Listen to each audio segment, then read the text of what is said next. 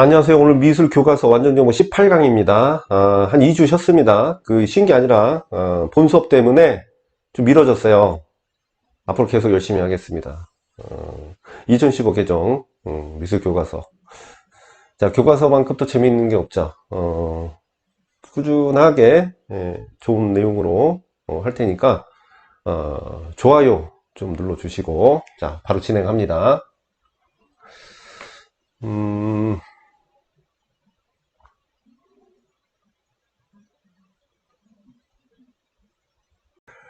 자, 처음에 디자인과 생활이 나오는데요. 안전띠를 착용하면 와이파이를 무료로 사용할 수 있게 해서 택시 이용자들에게 적극적으로 안전띠를 착용할 수 있도록 하였다는 거죠. 자동차 브랜드 피아트는 92%에 달하는 브라질 안전띠 미착용률을 개선하기 위해서 택시 승객들이 안전띠를 매면 무료 와이파이 제공하는 아이디어를 실행해서 상당한 개선 효과가 거뒀대요. 그러다 보니까 이 캠페인은 4,500명 이상의 택시 승객이 안전띠를 착용하도록 했고, 또 무엇보다 자발적으로 안전띠를 습관화했다는 점. 이 습관이 되면 그렇게 어렵지 않죠. 넛지 디자인, 넛지 마케팅 이렇게 얘기합니다. 밑에 나오죠.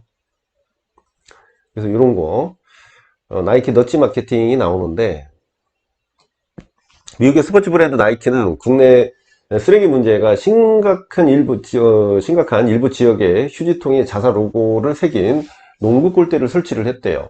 이거 이제 미국 애들이 이런 거 좋아하잖아요. 그래서 실제로 이 휴지통에 설치된 미국의 한 지역에는 쓰레기 무단 투기율이 눈에 띄게 줄어서 쓰레기 버리지 말라는 금지 문구보다 더 좋은 효과. 그러니까 사람들한테 강제적으로 하는 것만이 능사는 아니거든요. 그래서 너치 마케팅이 많이 알려져 있다. 오늘 하는 내용은 그렇지 어렵지 않은 내용이니까 좀 가볍게 보셔도 됩니다. 그 다음에 린네라는 작가인데 이제 꽃시계입니다. 그것은 이제 어떻게 활용이 됐는가? 식물학자 린네는 식물마다 꽃이 피는 시간이 다른 것을 착안해 가지고 꽃시계를 제작을 했대요. 그래서 린네는 스웨덴의 식물학자로 생물 분류학의 기초를 놓는데 결정에 기여를 한 학자이기도 하죠. 그래서 그는 자연의 체계, 식물의 종 등의 저서에서 약 4,000종의 동물과 5,000종의 식물을 다루었으면서 꽃시계는 린네가 46종의 꽃 알림표를 그린 것입니다. 그래서 여러 식물의 꽃이 피는 시간의 순서에 따라 제작한 시계고요. 이 그림이 시초가 되어서 원형 화단의 꽃시계가 생겨났고, 최근에는 공원이나 광장 등에서도 장식용으로 많이 제작이 됐대요. 그래서 요 책 보시면은 뭐 그런 게 있구나 이렇게 보시면 될 것 같아요. 그리고 우리가 영화에서 쉽게 우리가 많이 접했던 것들이죠. 그래서 에어터치 시스템이라고 해서 마이너리티 리포트에서처럼 기기로부터 투영되는 인터페이스가 공중에 뜨면서 헤드셋을 쓴 사용자가 이를 손으로 제어하는 것이죠.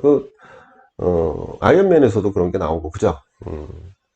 에어터치 시스템은 타이완 공업기술연구원에서 개발한 것으로 공중에 뜬 아이콘을 터치하는 방식 시스템이에요. 증강현실 터치 스크린 시스템이라고 볼 수가 있는데, 그것은 아이에어 터치라고 불립니다. 최근 미래 사회의 모습을 표현한 영화가 많이 등장하고 있기 때문에 그런 데 관심을 갖게 되죠.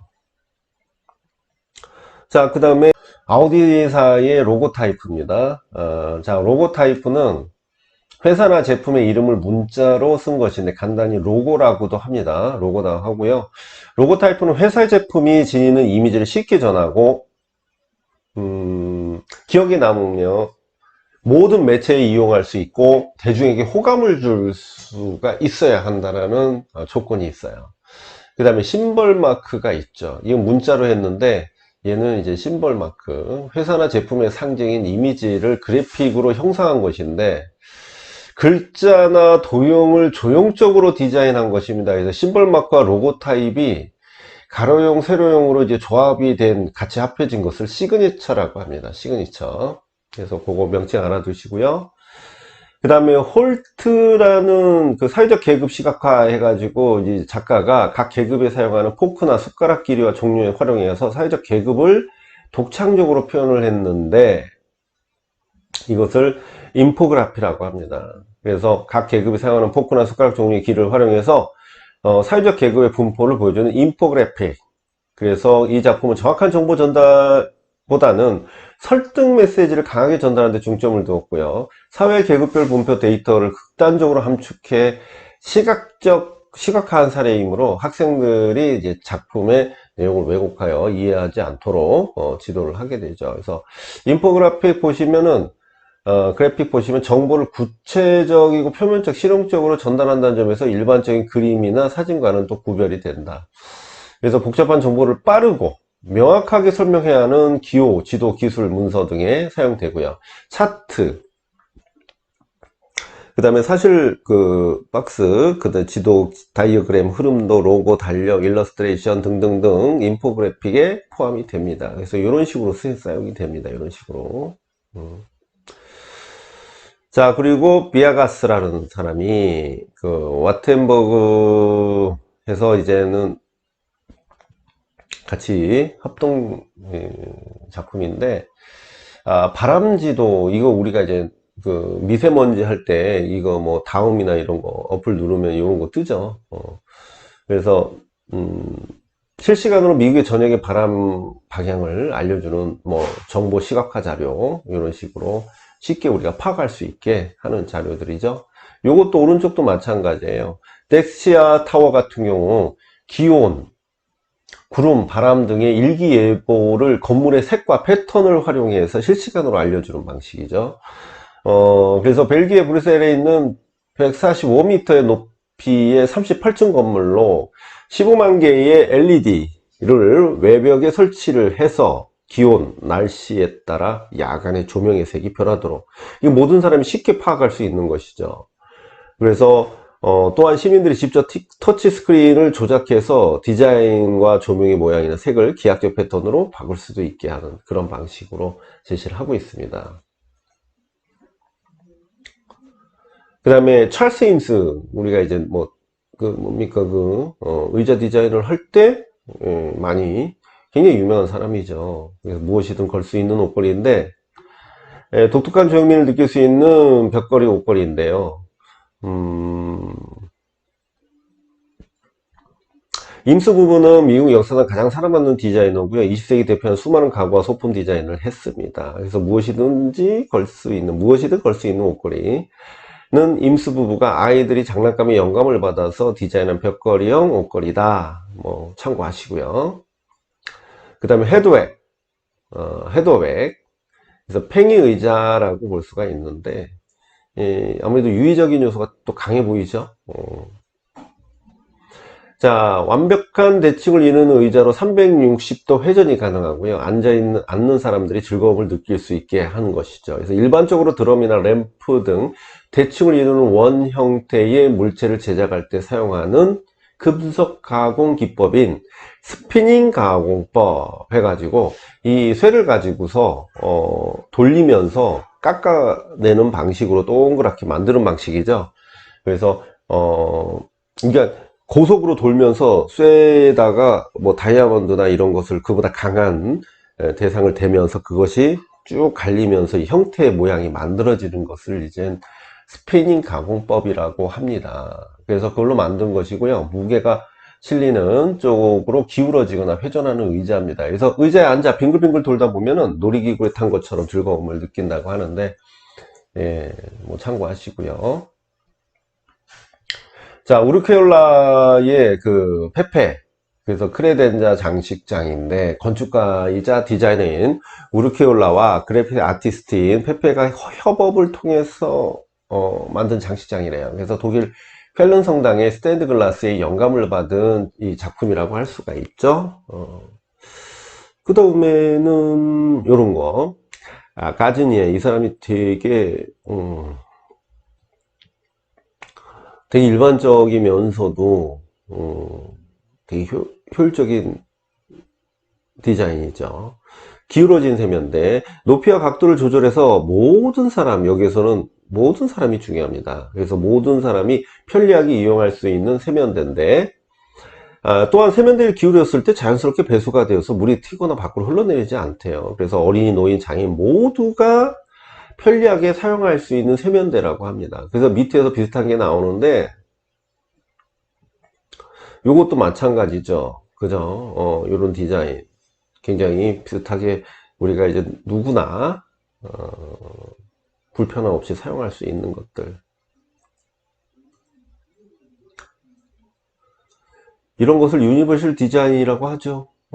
그러니까 처음에는 장애인 디자인이 있었어요. 장애인을 위한 디자인이 있었는데 되게 뭐랄까요, 좀 편협된 그런, 예를 들면은 장애인을 위한 디자인이면 장애인만 쓰게 되잖아요. 그래서는 안 되겠다. 그래서 모두가 사용할 수 있는 디자인, 유니버셜 디자인이라고 할 수가 있습니다. 그래서 이런 디자인이 많이 활용되고 있고요. 이제 이런 식으로 이 작가는 노인의 복장과 노인의 경험을 통해 가지고, 자기가 노인은 아니지만 이 사회에 이 노인들이 다니기 불편한 그런 곳을 찾기 시작을 하죠. 그래서 보시면은 무어라는 작가인데요, 만든 것이 양손잡이용 가위와 저상버스, 소리가 나는 주전자입니다. 자, 무어는 26세 나이에 노인을 위한 디자인을 하려고 3년간 노인 분장을 하고 지냈대요. 그녀는 당시 불편했던 경험을 바탕으로 양손잡이용 가위와 칼, 그 다음에 계단을 없앤 저상버스, 자, 물이 끓으면 소리 나는 주전자, 이것을 이제 호응을 좀 얻은 것 같아요. 그래서 산업 디자이너였던 무어는 냉장고 디자인의 회의에서 노인을 위한 냉장고의 개발을 제안했지만 대중적이지. 그러니까 우리가 디자인에서 대중적이지 않으면 좀 힘들죠. 그래서 유니버셜 디자인이 중요하다는 겁니다. 왜? 노인들도 편히 쓸 수 있고 일반인도 쓸 수 있는 그런 디자인의 조건에 맞춰야 되겠죠. 왜냐하면 어떤 특정 계층에만 해당되는 디자인을 하게 되면 거기에 대한 어떤 디자인과 제품에 대한 어떤 합리적 어떤 그런 실용성이라든가, 그 다음에 어떤 실제적으로 우리가 이제 수익을 내야 되는데 그런 부분에서는 해결이 안 되니까. 그 다음에 양손잡이용 가위가 있는데요, 무어가 디자인한 양손잡이용 가위는 손잡이의 모양을 바꿔 오른손잡이와 왼손잡이가 모두 편리하게 사용할 수 있도록 만든 제품입니다. 왼손잡이용 가위를 따로 만들지 않고 모든 사람이 사용할 수 있는 가위이기 때문에 유니버셜의 대표적인 예시입니다. 그러니까 오히려 다 사용할 수 있으니까요. 그죠? 자, 유니버셜 디자인. 자, 그 다음에 저상버스가 있네요. 저상버스는 바닥이 낮고 출입구 계단이 없는 형태로 디자인된 버스인데, 기존 버스에 계단이 있어서 노약자들, 장애인이, 교통약자들이 이용하기에는 어려움이 있었다라는 것이죠. 그래서 이를 보완하기 위해서 무어는 사람들의 휠체어를 탄 다른 사람의 도움 없이 안전하고 편리하게 오르내릴 수 있는 버스를 디자인해서 교통약자들의 이동권을 보장했다. 소리가 나는 주전자는 다 갖고 있잖아요. 그죠?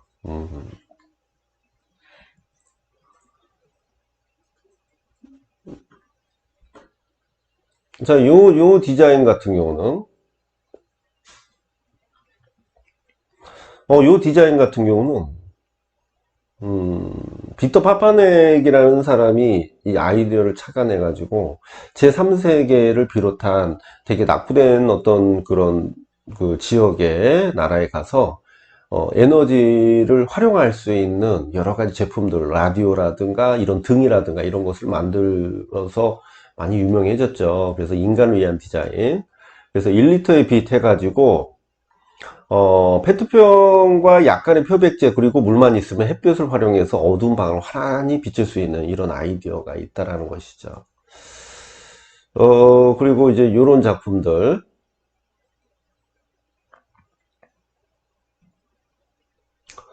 루어인데 재활용 실크 의자라고 해서 섬유의 폐기물을 활용을 해가지고 의자로 다채로운 색감을 냈는데, 네팔 여성들의 전통 의상을 재활용을 해가지고 만든 의자인데, 실내에 따뜻하고 활력 있는 분위기를 만들어 주기도 하고요. 그리고 갖가지 색의 실크 뭉치 속에 스펀지가 들어있어서 앉을 때 편안하고 안락한 느낌을 준대요. 그래서 다리 부분은 한 손으로도 조립과 분해가 가능하도록 간단한 구조로 되어 있다. 그래서 아무래도 기존에 있는 폐품을 활용한 디자인 등이 되겠죠. 그래서 이런 것도 페트병, 그리고 이런 것도 이제는 섬유 폐기물을 이용한 것이고요. 그런 것을 보통 뭐라고 하냐면 여기서 이제는 두 바퀴 희망자전거 나오는데 그 부분에 이제 업사이클링이 나오고요. 리사이클링이라는 걸 나와요. 그래서 이것을 업사이클링해서 새롭게 만든 것을 리사이클링 해가지고 새로운 제품을 재창조하는 것이라고 얘기를 합니다. 그죠? 그렇게 얘기를 해요. 요거, 이 식물 공기청정기 되게 기발하죠, 이거. 식물의 뿌리가 공기 중 유해물질을 걸러내고 나면 화분에 환풍기를 통해 깨끗한 공기를 퍼뜨리고 있다는데, 이탈리아의 클레어릭사에서 개발한 공기청정기인데, 식물의 뿌리를 이용해서 공기 중에 유해물질을 걸러내고 화분에 부착된 팬을 통해서 깨끗한 공기를 배출하는 방식. 이거 되게 아이디어가 좋은데 우리나라에 아직 있나? 아직 안 왔나 모르겠는데 되게 기발한 아이디어인 것 같아요. 자, 그 다음에 가우디의 건축입니다. 가우디의 건축인데 바르셀로나의 그라시아 거리에 있는 카사밀라는 가우디가 1906년에 설계해서 1910년에 완공한 건물입니다. 1984년에 유네스코의 세계문화유산으로 지정됐고요. 최석장이라는 뜻의 라페트레라라고 불리는 건물 이름이 그렇죠. 그래서 어느 한 부분도 일직선으로 된 벽이 없대요. 보기에도 그렇죠. 그래서 건물 전체를 휘감는 물결치는 구불구불한 곡선이 특징이고요. 건축은 살아있는 유기체다라는 것을 가우디가 주장을 하게 되죠. 그래서 가우디는 산을 주제로 한 건물, 이제 건물이 산을 주제로 했대요. 그래서 파도처럼 굽이치는 곡선 모양의 외벽에서 가우디의 입체적인 설계를 살펴볼 수가 있고 석회암을 연마하지 않은 상태로 쌓아 올린 그런 이미지로 추구를 했다. 그리고 요 건물, 요 건물 같은 경우는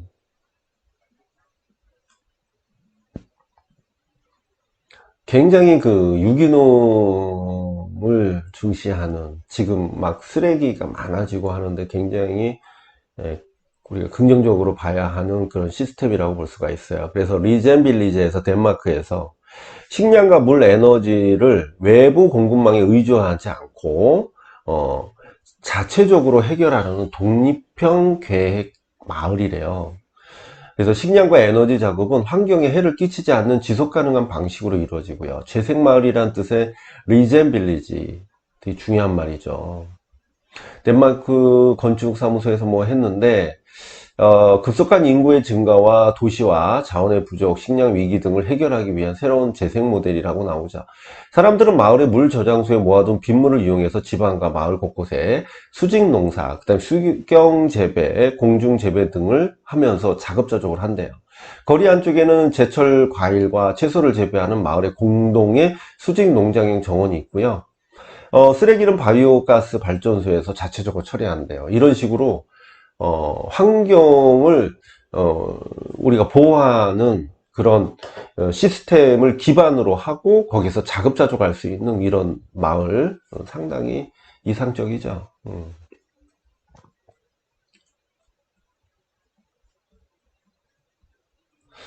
카파도키아의 바위 유적 터키인데 이제 사람이 살 수 있게 이제 굴을 판 건데요. 화산 폭발로 화산재가 용암이 굳어져서 형성된 젓갈색, 흰색, 주황색 응회암과 용암의 지층을 이용해서 동굴이나 바위에 구멍을 뚫어 지하 도시를 만든 그 방식이었습니다.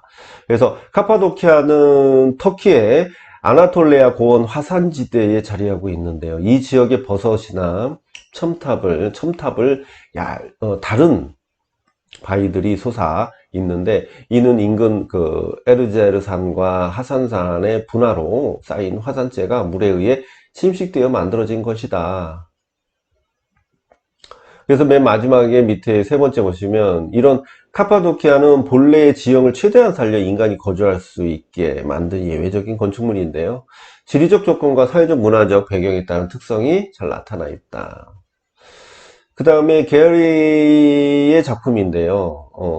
디즈니 콘서트홀인데 건물의 외관에 스테인리스 강으로 덮어서 의미가 장미꽃이 피는 모습이라고 하는데 그런가 보죠. 예. 자, 여기 중간부터 볼게요. 건축가 게리는 기본적인 상자의 형태의 건물의 외관에 스테인리스 강을 덮어서 장미꽃이 피는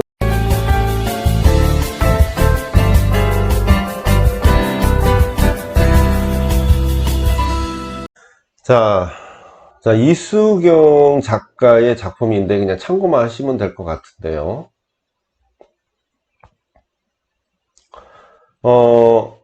번역된 도자기, 깨진 도자기를 이어 맞춘 후에 그 틈새를 접착성이 좋은 플라스틱 일종의 에포치로 메우고 오칠과 같은 금분을 섞인 카슈를 칠하고 마지막으로 그 위에 불상에 사용되는 금박을 두세 번 덧입혀서 제작을 했대요. 도예 장인들이 깨서 버린 도자기 파편을 모아 하나하나 연결해서 만들었는데 이건 그 전시 참 많이 하거든요, 이분. 그래서 저도 몇 번 봤는데 작업은 그 자체로 치유 과정이자 뭐 차용과 반복을 통한 창조라고 얘기하는데, 이 작품의 아름다움은 버려진 것들이 모여서 스스로 형태를 나타내고 드러내고 새로운 존재로 당당히 서 있다는 그 자체에 있다라고 상징적 의미를 얘기하고, 제작 목적의 공예는 제작 목적에 따라 새로운 그 독창적 예술을 중요시하는 그 미술 공예와 실용적인 면을 강조하는 생활 공예로 나눌 수가 있는데, 이것은 이제 아무래도 미술 공예라고 볼 수가 있죠. 그죠? 그 다음에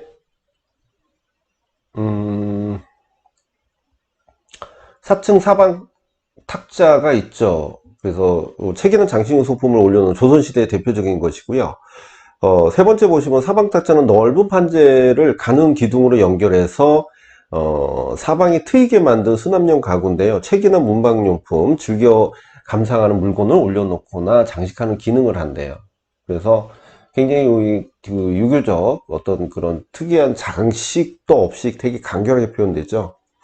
그 다음에 천동 은입사 포류 수급무늬 정병이 있습니다. 고려시대 대표적인 금속공예 작품인데요. 은입사 기법이고요. 정병은 의미 좀 알고 계셔야겠습니다. 정병은 인도에서 승려가 여행을 할 때 이제 밥그릇이나 의복과 함께 메고 다녔던 물병의 유래를 하고 있고요. 차츰 부처님 앞에 깨끗한 물을 바치기 위해서 공양구로서 기능을 하게 됐대요. 그래서 총동 은입사 포류수급 무늬 정병은 지금까지 전해져 오는 정병 중에 가장 빼어난 것으로 조형 감각이 뛰어나고, 그 다음에 은입사 기법과 문양 표현이 세련돼서 고려시대의 대표 금속 공예의 대표작이다, 이렇게 보고 있습니다. 그리고 몸체에 버드나무와 수초가 우겨진 언덕에 낚시꾼이 앉아있고 물새가 나오는 풍경으로 서정적인 풍경을 표현하고 있다, 그렇게 보고 있고요. 그 다음에 활옷은 용도가 어디에 있냐. 그래서 조선시대 공주와 옹주가 대례복으로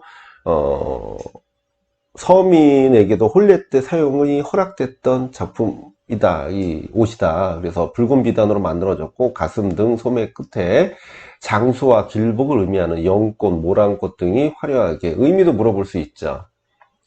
활옷은 서민 여성으로서는 일생에 한 번밖에 못 입는다.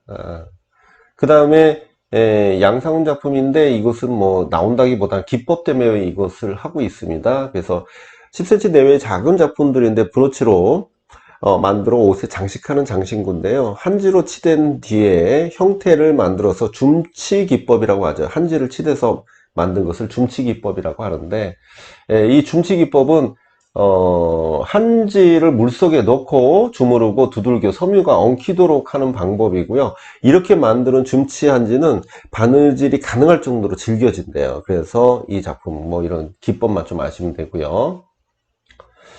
그 다음에 요것도 이제 입사 기법입니다. 입사 기법이고요. 세 번째 보시면 전통공예 기법은 입사를 사용해 가지고 이용해서 만든 매화 무늬를 새긴 주전자로 금실을 입사한 뒤에 오칠로 마감한 작품입니다. 그리고 입사 기법은 삼국시대부터 시작을 했습니다. 삼국시부터 시작을 했고 지금까지 꾸준히 행해진 기법으로 다수의 그 국보에도 그 예들이 확인되고, 금속 표면이나 선이나 면으로 은각을 한 뒤에 그 선이나 면에 다른 금속을 넣는 방식, 그래서 색채 대비의 특성을 보이고 있고요. 문양을 표현하는 입사 기법은 기원전 3000년경에 고대 메소포타미아에서 기원을 하고 두고 있고 중국을 거쳐 우리나라에 수용이 됐다. 그렇게 보고 있습니다. 그 다음에 김재성 작품도 역시나 요거는 도서관에도 많이 나타나 있어요. 요거 참 철사로 뼈대를 만든 뒤에 한지를 붙여서 만든 조명이에요. 결국은 조명이죠. 은은하게 새어나오는 불빛을 통해서 보는 사람에게 뭐 마음이 차분해지고, 그래서 불교 행사를 응용해서 행사에서 많이 연등 행사 하잖아요. 그걸 응용해서 한 거고요. 그 다음에 맨디니와 강금성, 그래서 협업 작품입니다. 자, 맨디니의 그 프루스트 의자에서 한국의 조각보에 비단을 씌운 의자인데요. 고전과 현대가 혼합됐다 이렇게 평을 하고요. 이탈리아 디자이너의 맨디니와 조각보 장인인 작가 강금성이 협업을 했던 작품이다. 그래서 그 밑에 보시면 맨디니는 디자인을 한다는 것은 기존의 디자인에 디자인에 장식하는 리디자인일 뿐이다 라면서 반디자인 운동을 벌였는데 1978년에 처음 제작된 이 의자는 낡은 물건도 조금만 손질하면 얼마든지 새로 탄생할 수 있다라는 의미로 그렇게 제작이 됐죠. 우리나라 조각보도 그런 의미잖아요, 사실은. 그렇죠? 자, 여기까지네요. 자, 그래서 오늘은 여기까지 하고 다음 시간에 교과서 디자인 파트에 관련되는 물론 이제 체험 영역에 있는 내용이지만 디자인에 관련된 내용을 좀 더 진행하는 걸로 하겠습니다. 그래서 오늘은 여기까지 하겠습니다. 감사합니다.